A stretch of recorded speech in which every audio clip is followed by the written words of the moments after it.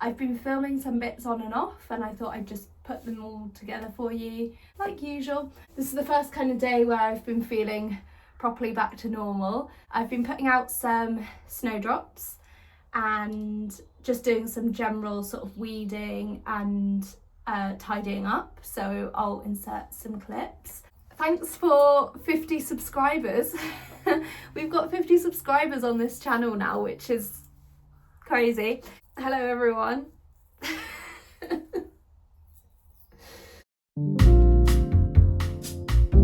I'm also thinking I'm nearly ready to start some seeds off in the greenhouse. It's actually getting quite warm in here.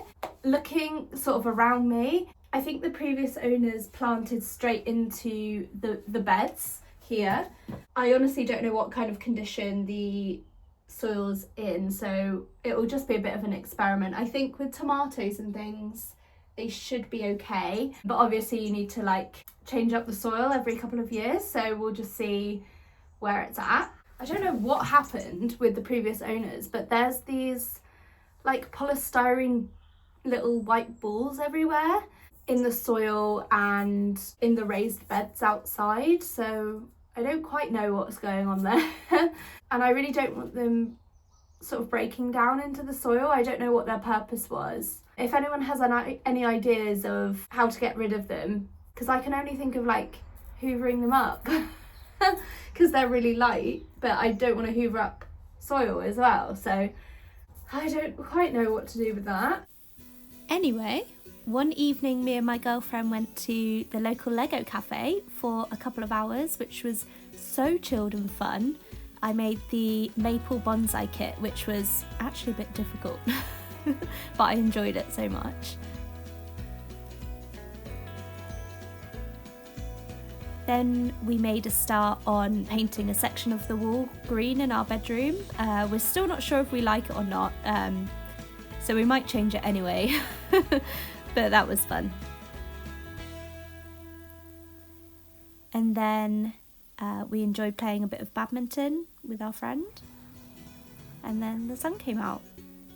So here's me planting out the gifted snowdrops on the bank in our front garden. I just randomly spread them out on the whole bank, and I will definitely forget about them. So it'll be a nice surprise next year.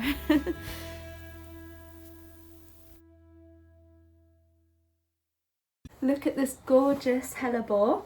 It was on sale for $5.99 at the garden centre. I think I'll find a nice place for that.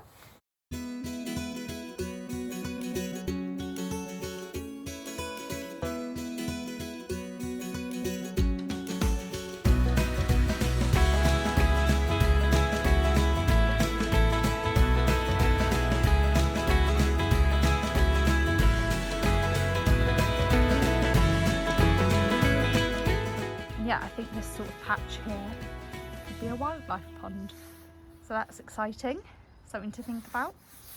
So my grandparents have popped by today to see the house and the garden, and they've very kindly given me this winter flowering sarcococcus. I think it's also called Christmas box, but apparently it's really fragrant in the winter, so I'm going to find a suitable place for this. There was a sale at the garden centre down the road, and we bought a log shed, we bought an obelisk for sweet peas, and what else did we get? A few trays, and that hellebore as well, which I've just planted out. While I was planting out that hellebore, I was thinking about where we could put the wildlife pond.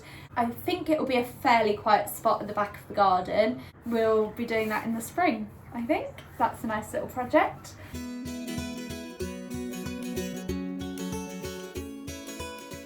I hate that plant. Just reminds me of, I feel like you see them around service stations or in like hospital car parks or something. I really hate them. Yeah, good. Glad that's gone.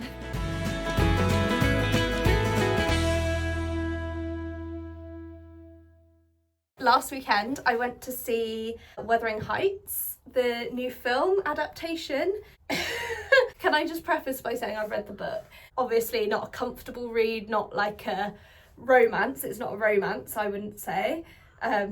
just sort of like this toxic like narration of these two people's lives. It's a bit weird anyway. But I went into the film with sort of no expectations. I'd seen the trailer. I was looking forward to the Charlie XCX soundtrack because I think she's so good at like capturing that feeling of like uncomfortable, toxic kind of vibes. Anyway, and the costumes I was really looking forward to, and they didn't disappoint. I saw an interview where they said like there was a costume change every like 3 minutes. How it was like bah, bah, bah, bah, bah, bah.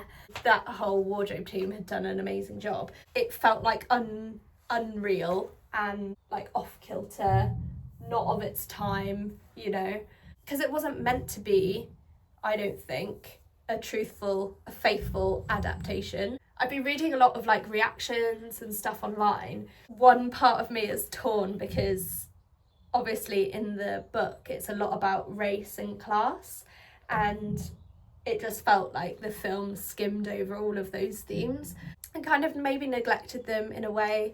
It's like I knew it wouldn't be a serious adaptation.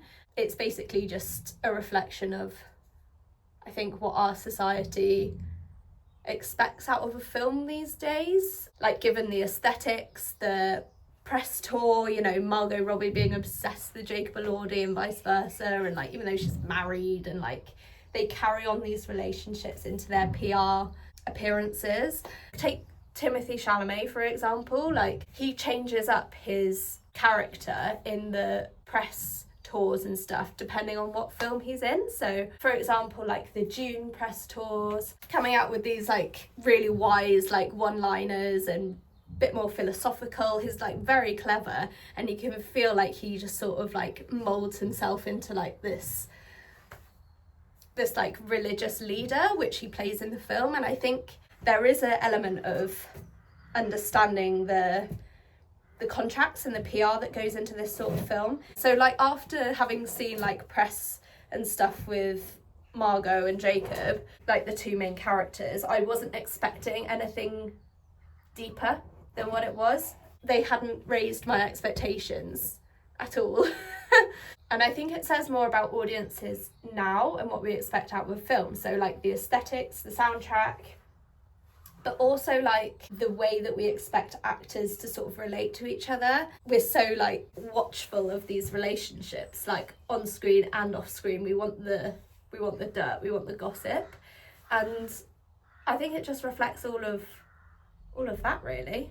Like they directed it for a modern audience, and the modern audience maybe hasn't read the book and expects to see something visually stunning, which it was. And it was like heightened, it made me feel uncomfortable, and like from the very first if you've seen it, the very first scene, it just made me feel like off kilter for the whole time from then, which I think it did really well, if that was the intention, which I think it was. I don't think there was room for more in this adaptation, but I think we as a society there is room for another Wuthering Heights adaptation which covers like these things like class and race. So let me know if you've seen it in the comments, because I want to know what you thought.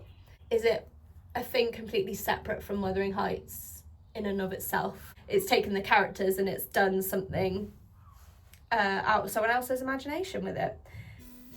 And here's our new log shed. I think it'll be the perfect size for just the two of us. And then I got to work on the second lot of snowdrops in the back garden. So it's on this bank behind the compost area, and then at the base of a tree or two as well.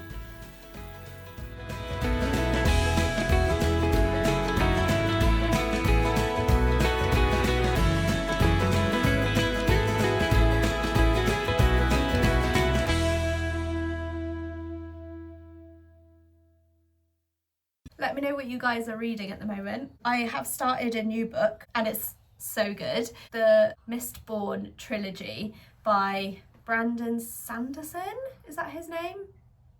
I'll have to check that. But yeah, it's got everything you need in a fantasy novel. This amazing magic system based on metals and alloys in the body. Some people are Mistborn and they can use these metals to do like specific things. There's this younger girl who doesn't know she's Mistborn but then discovers that she is, and there's this older widowed, what do you call that when he's like Batman? Vigilante. And he's sort of mentoring her into this rebellion. He's putting a team together. It's a heist as well. So it's got all of the makings of a really good book. So I would highly recommend that if you're into that sort of thing.